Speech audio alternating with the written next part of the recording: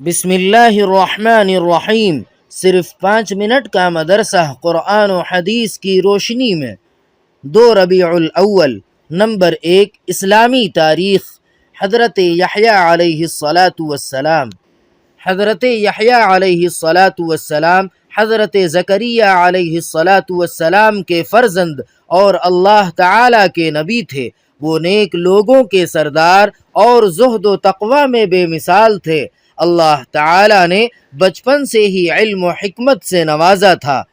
انہوں نے شادی نہیں کی تھی، مگر اس کے باوجود ان کے دل میں گناہ کا خیال بھی پیدا نہیں ہوا۔ وہ اللہ تعالیٰ کے خوف سے بہت رویا کرتے تھے۔ اللہ تعالیٰ نے ان کو اور ان کی قوم کو صرف اپنی عبادت و پرستش، نماز و روزہ کی پابندی اور صدقہ خیرات کرنے اور کثرت سے ذکر کرنے کا حکم دیا تھا۔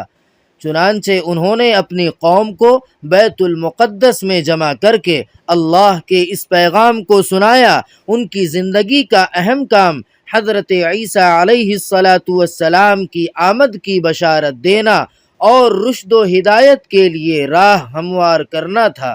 جب انہوں نے دعوت و تبلیغ کا کام شروع کیا اور اپنے بعد حضرت عیسیٰ علیہ السلام کے آنے کی خوشخبری سنائی تو ان کی بڑھتی ہوئی مقبولیت یہودی قوم کو برداشت نہ ہو سکی اور حجت بازی کر کے اس عظیم پیغمبر کو شہید کر ڈالا اور اپنے ہی ہاتھوں اپنی دنیا و آخرت کو برباد کر لیا۔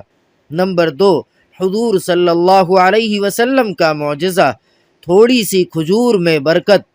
حضرت نعمان بن بشیر رضی اللہ تعالی عنہ کی بہن بیان کرتی ہیں کہ خندق کی کھدائی کے موقع پر میری والدہ عمرہ بنت رواحہ نے مجھے بلایا اور میرے دامن میں ایک لب یعنی دونوں ہتھیلی بھر کر کھجور دی اور فرمایا، یہ اپنے والد اور اپنے ماموں عبداللہ بن رواحہ کو دے آؤ۔ چنانچہ میں چلی، وہاں پہنچ کر اپنے والد اور ماموں کو تلاش کرنے لگی۔ اتنے میں رسول اللہ صلی اللہ علیہ وسلم نے مجھے دیکھ لیا تو فرمایا، اے بیٹی ادھر آؤ۔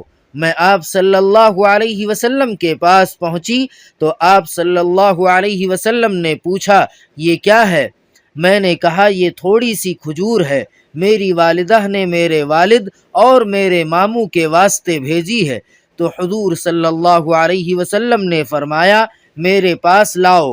میں نے ساری کھجور حضور صلی اللہ علیہ وسلم کی ہتھیلی مبارک میں رکھ دی اور پھر ایک کپڑا بچھوا کر اس پر بکھیر دی اور ایک آدمی کو فرمایا کہ آواز لگاؤ۔ چنانچہ اس آواز پر سب لوگ جمع ہو گئے اور کھانا شروع کیا اور کھجور بڑھتی گئی حتیٰ کہ سب لوگوں نے پیٹ بھر کر کھائی۔ پھر بھی اتنی زیادہ بچ گئی کہ کپڑے پر سے کھجور زمین پر گر رہی تھی۔ نمبر 3، ایک فرض کے بارے میں، حج کی فرضیت۔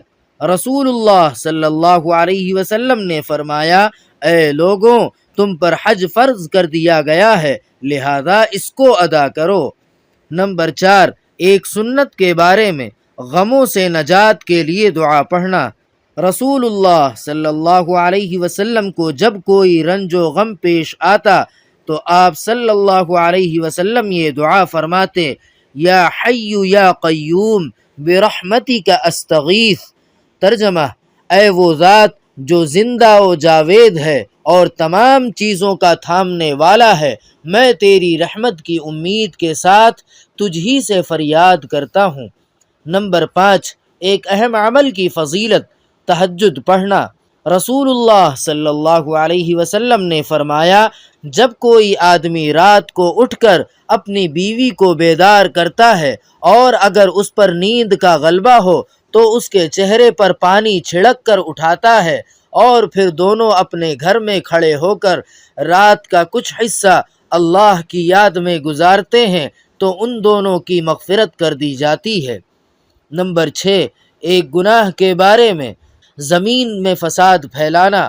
قرآن پاک میں اللہ تعالی فرماتا ہے، بلا شبہ وہ لوگ جو اللہ سے پکا عہد کرنے کے بعد توڑ ڈالتے ہیں اور ان رشتے ناتوں کو بھی توڑ ڈالتے ہیں جن کو اللہ نے جوڑے رکھنے کا حکم دیا ہے اور زمین میں فساد پھیلاتے پھرتے ہیں، تو ایسے لوگ بڑے خسارے والے ہیں۔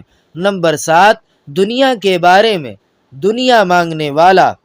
قرآن پاک میں اللہ تعالی فرماتا ہے، لوگوں میں بعض ایسے بھی ہیں جو کہتے ہیں کہ اے ہمارے پروردگار، ہم کو جو کچھ دینا ہو دنیا میں ہی دے دیجئے، تو ان کو جو کچھ ملنا ہوگا وہ دنیا ہی میں مل جائے گا، اور ایسے شخص کو آخرت میں کچھ نہ ملے گا۔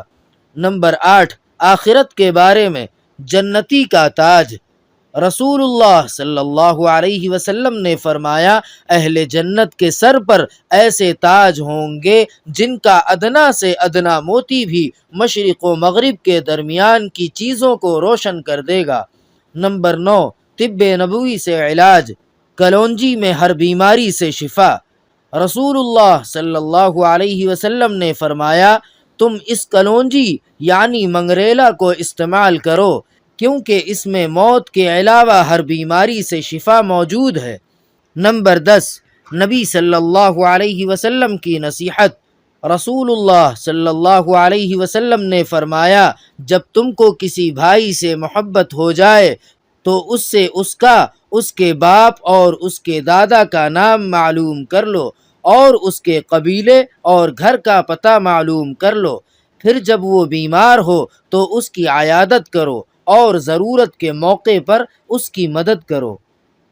سبحان ربک رب العزت عما یصفون وسلام علی المرسلین والحمد للہ رب العالمین۔